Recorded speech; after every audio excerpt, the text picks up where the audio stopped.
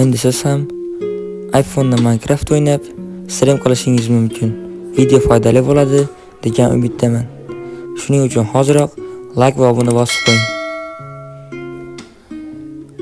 Obunachilar App Store'ga kirib, Premslive deb qidiramiz.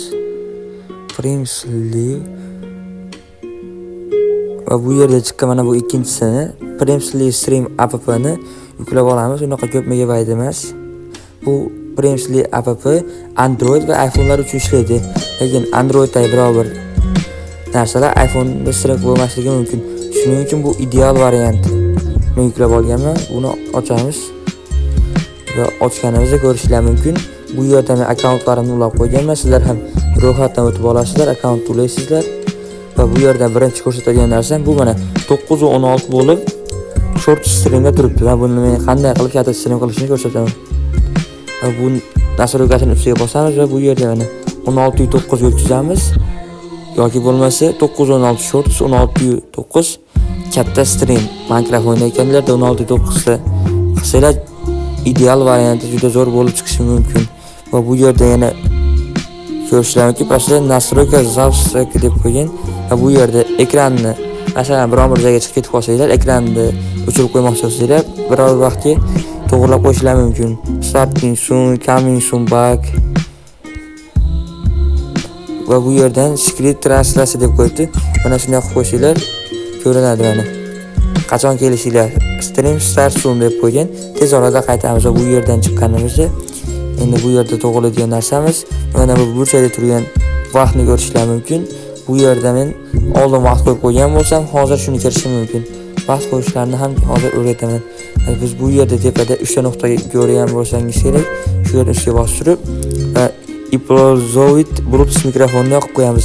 Bu nimaga kerak desanglar, masalan, quloqingizda Bluetooth bor va quloqingizda Bluetooth bo'lsa, streamdagi ovozingiz streamdagi obunachilaringizga bormasligi mumkin. Va buni yoqib qo'ysangiz, ham o'zingizga streamning ovozi keladi va obunachilaringizga sizning mikrofonni yoqib olib, ovozingiz borishi mumkin. Buni har doim yoqib qo'yinglar. Bu yerdan chiqib turib, Go Live'ni bosishdan oldin mana bu 720p deganni o'zingizga telefoningizga qarab, masalan, kuchsizroq telefon o'ynasangiz yoki internetingiz pastroq bo'lsa, 480 ga qo'yib qo'ying yoki 360 ga qo'yishni tavsiya bermayman. Nimaga desangiz, 360 da juda ham kachisi pastroq ketadi va obunachilaringiz buni yoqtirmasa, chiqib ketishi mumkin. Agar siz Wi-Fi da o'ynasangiz, Wi-Fi da stream qilsangiz 720 обязательно tursin. Agarda oddiy telefonda va kuchsizroq telefonda bo'lsa 480, lekin 360 umuman qo'ymanglar. Men hozir buni 720 qo'yib qo'yaman va bu yerdan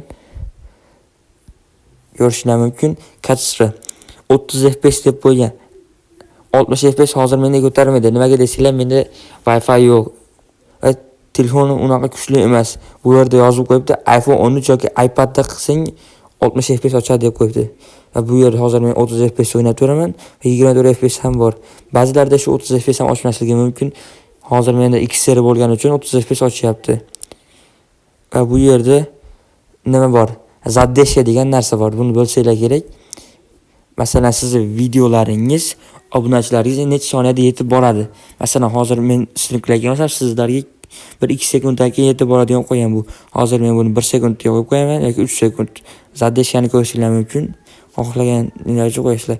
Va bu yerdan chiqqanimizda mana bu akkauntimiz ustiga bosamiz va bu yerda mana загрузки minutlar deb qo'ygan. Bu yerdan streamimizni ustiga preview qo'yishimiz mumkin. Xohlagan qanaqa bo'lsa ham shu yerdan foto bo'limidan, hozir menda foto yo'q, bu streamniki, sizlar qo'yib olishinglar mumkin. Buni admin qilamiz va bu yerda streamimizga nom beramiz. Obuna bo'ling deb qo'yganman. Sizlar ham qanday stream qilayotgan bo'lsalar, shuni qilasizlar va pastda описание yozamiz. Masalan, har xil yoki YouTube kanal yoki Instagram, Telegram bo'lishlari mumkin. Shuni linkini qo'yib qo'yishinglar mumkin. Xohlaganingizcha bu yerdan sahranga chiqamiz va publichno degan joyi har doim publichnoda tursin. Private no qilib qo'ysizlar, hech kim ko'rmaydi streamlarni, yopiq stream bo'lib qoladi. Просто tak stream qilasizlar. Buni ikkinchisi esa do'stlarni chaqirib ko'rishinglar mumkin. Boshqa odam ko'rmaydi. Bu har doim publichnoda tursin. Bu yerdan yana ko'rishinglar mumkin. Kategoriya deb qo'ygan. Video kategoriya. Hozir men video igri qo'yib qo'yganman, chunki Minecraft video o'yinligi uchun video igri. xohlasanglar sport taqsanglar sportni qo'yasizlar yoki muzika yoki transport, bo'lmasa film, animatsiya. Menga hozir bu eng kerakligi video igri. Shuni qilyapman. Bundan keyin u video davri doim yonib tursin va pastda vaqtni to'lashinglar mumkin. Va biz bu yerda saqlanib olsamiz va hozir go live deb bossam bola stream yonib ketadi. Agar stream yonsa hozir ekran zapisini o'chib qoladi. Shuning uchun sizlar shu nastroykalarni to'liq qonli bajarib stream qilishingiz mumkin.